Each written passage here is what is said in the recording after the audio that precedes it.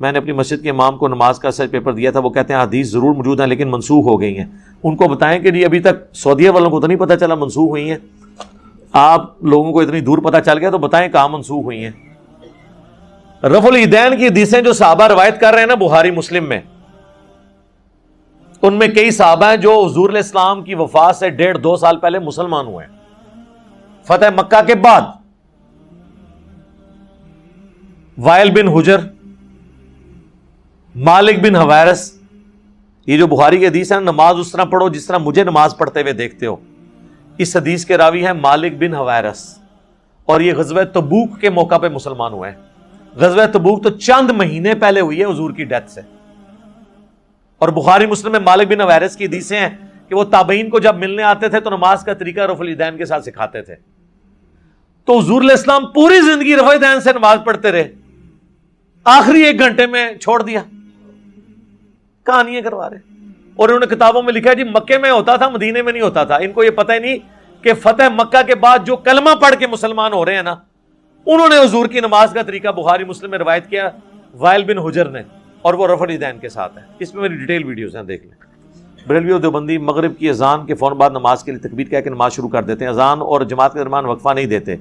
وقفہ ہونا چاہیے لیکن یہ کوئی فرض والا مسئلہ نہیں ہے، اگر نہیں کرتے وہ تو ضد کی وجہ سے نہیں کرتے نا، وہ 2 سنتوں کو نہیں اچھا سمجھتے۔ حالانکہ بخاری مسلم میں موجود ہے صحابہ کرام مغرب کی اذان کے بعد 2 رکعت نفل پڑھا کرتے تھے۔ سعودی عرب میں آج بھی وقفہ ہوتا ہے، سنت غیر موقدہ ہے، پڑھ سکتے ہیں، وقفہ کرنا چاہیے۔ لیکن بعض دیوبند اور چند ایک بریلویوں کی مسجد میں 2-3 منٹ کا وقفہ ہوتا ہے عام دنوں میں، اور رمضان میں 10-15 منٹ کا ہوتا ہے، کھان پینے کے لیے کرتے ہیں۔ میں آپ کو مزے کی بات بتاؤں، میں ایک بریلویوں کی مسجد میں رمضان میں مغرب کی نماز پڑھتا تھا، کئی سال پہلے کی بات، تو وہ تو پتا ہے وہ کھانے پینے کا اتنا لمبا وقفہ کرتے ہیں۔ میں جلدی سے روزہ کھول کے، کئی بار مسجد میں کھول کے تو 2 نفل وہ والے پڑھ لیتا تھا جو مغرب سے پہلے 2 نفل ہیں۔ ان سے پوچھیں ہر نماز سے پہلے 2 رکعتیں کم از کم ہیں، فجر سے پہلے 2 ہیں، ظہر سے پہلے تو 4 ہیں، عصر سے پہلے 4 ہیں، عشاء سے پہلے 4 ہیں، 2 ہیں، جتنی مرضی پڑھیں۔ مغرب سے پہلے کیوں نہیں ہے؟ جبکہ بخاری میں حدیث ہے، مسلم میں بھی حدیث موجود ہے کہ ہر اذان اور اقامت کے درمیان 2 رکھتے ہیں۔ حضور نے 3 دفعہ فرمایا، اور پھر فرمایا جس کی مرضی پڑھ لے، جس کی مرضی نہ پڑھے۔ تو مغرب سے پہلے والی 2 رکعتیں کدھر گئیں؟ سعودی عرب میں تو ہیں، باقی عرب ملکوں میں ہیں، وہ فرقوں کی نظر ہوگی۔ تو میں نے 2 رکعت نفل شروع کر دیے۔ جب ان کو پتہ چلا نے 2 رکعت نفل شروع کیے ہیں تو انہوں نے کھانے کا وقفہ مختصر کر لیا۔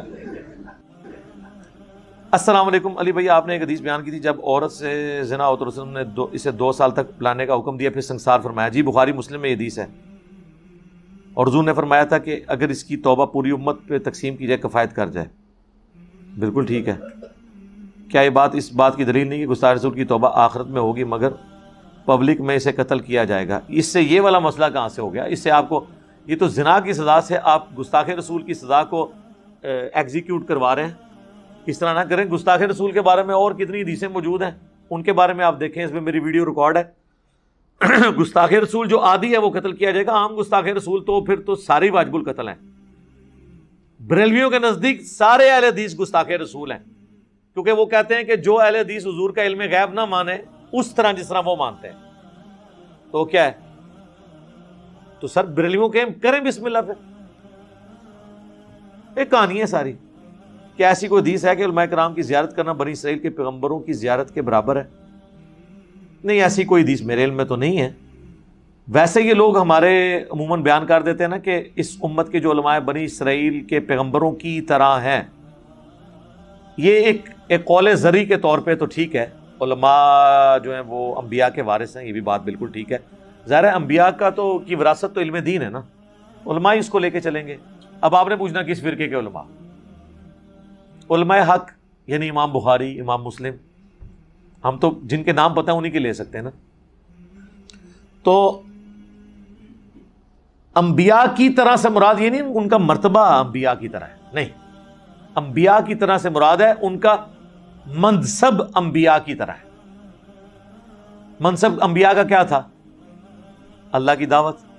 تو پوری امت کو کہا گیا ہے کنتم خیر امت اخرجت للناس تأمرون بالمعروف وتنہون عن المنکر. لہذا یہ کہ یہ علماء والا کام چھوڑیں، یہ پوری امت بنی اسرائیل کے پیغمبروں کی طرح ہے.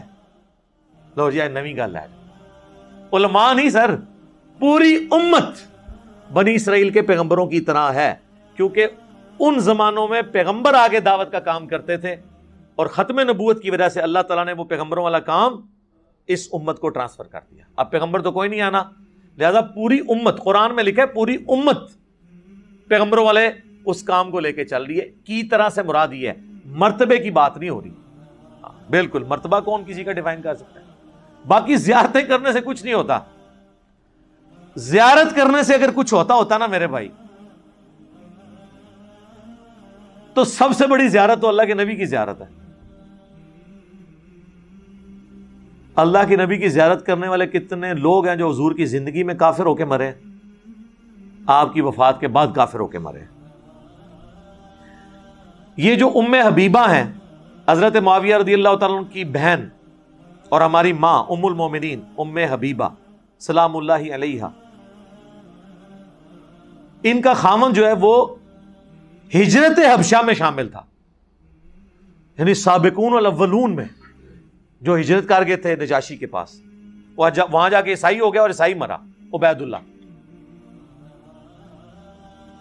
تو وہ تو عیسائی ہو کے مرا ہے، صحابی تھا، حضور کی زندگی میں کافر ہو کے مرا ہے. دیکھنے سے نہیں ہوگا، کام کرنے سے فرق پڑتا ہے. مسیلمہ کذاب کے ساتھ جو لوگ ملے، منکرین زکوٰۃ ہوئے، یہ کون لوگ تھے جو حضور کی زندگی کے اندر مسلمان تھے؟ بخاری مسلم میں موجود ہے کہ عرب کے قبائل مرتد ہو گئے حضور کی وفات کے بعد. یہ الفاظ سے وہ حدیث سٹارٹ ہوتی ہے. تو جو حضور کی وفات کے بعد مرتد ہو، وہ حضور کی وفات سے پہلے کیا ہوتا ہے؟ صحابی، مسلمان نہیں. پرانیاں گلاں. انہوں نے صحابی کی ڈیفینیشن کی تھی، جو حضور کو ایک دفعہ بھی دیکھ لے وہ صحابی ہے. تو جو قبائل حضور کی وفات کے بعد مرتد ہوئے، وہ حضور کی وفات سے پہلے کیا تھے؟ وہ کہتے ہیں نہیں جی بعد میں تو مرتد ہو گئے نا، تو آپ ہم انہیں صحابی نہیں کہہ سکتے. سر اس طرح نہ کریں، اس طرح نہ کریں. جس زمانے میں وہ صحابی تھے اس زمانے میں انہیں صحابی کہیں گے. جیسے ابو سفیان خندق کے موقع پر کافروں کا سرغنہ تھا، خندق آج بھی ڈسکس ہوگی تو ابو سفیان کو ہم کہیں گے کہ وہ کافروں کی طرف سے آیا تھا.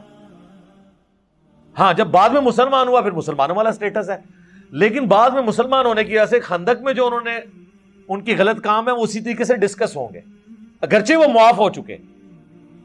وہ تو آج کی ڈیٹ میں حضرت یوسف کے بھائیوں کی غلطیاں بھی معاف ہو چکی ہوئی ہیں، لیکن حضرت یوسف کے بھائیوں کو ہم ڈسکس کرتے ہیں. کیوں؟